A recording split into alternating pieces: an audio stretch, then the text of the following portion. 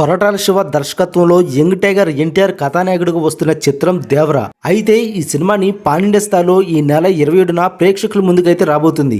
జాన్వీ కపూర్ కథానాయికగా నటించగా ప్రకాష్ రాజ్, శ్రీకాంత్ కీలక పాత్రలో నటిస్తున్నారు. అనిరుద్ధ్ ఈ సినిమాకి సంగీతం అందిస్తున్నారు. ఈ చిత్రం 2 భాగాలుగా రాబోతుంది. అయితే ఈ సినిమా మొదటి భాగం ఈ నెలలో విడుదల కాబోతుంది. ఈ సినిమాకు ముందు కొరటాల శివ ఆచార్య సినిమా తీశారు. అది బ్లాక్ బస్టర్ ఫ్లాప్ గా నిలిచింది. మిర్చి, శ్రీమంతుడు, జనతా గ్యారేజ్, భరత్ అనే నేను లాంటి బ్లాక్ బస్టర్లు ఇచ్చిన శివ ఆచార్య లాంటి ఫ్లాప్ ఇస్తాడని ఎవరు ఎక్స్పెక్ట్ చేయలేకపోయారు. వాస్తవానికి దేవర సినిమాను ముందు ఎన్టీఆర్ తో అనుకోలేదట.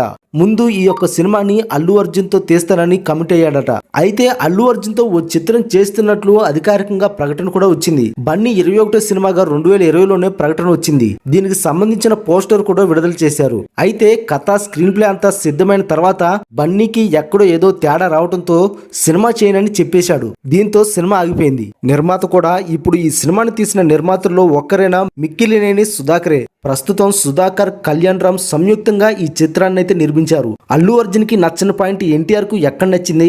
సినిమా విడుదలై హిట్ అయితే అల్లు అర్జున్ వదులుకొని తప్పు చేశాడా, లేదంటే సినిమా ఫ్లాప్ అయితే అల్లు అర్జున్ వద్దనుకుని మంచి పని చేశాడా అనేది త్వరలో తేలనుంది. లేదంటే ఈ సినిమాను ఒప్పుకొని తారక్ తప్పు చేశాడా, ఒప్పు చేశాడా అనేది కూడా తేలనుంది.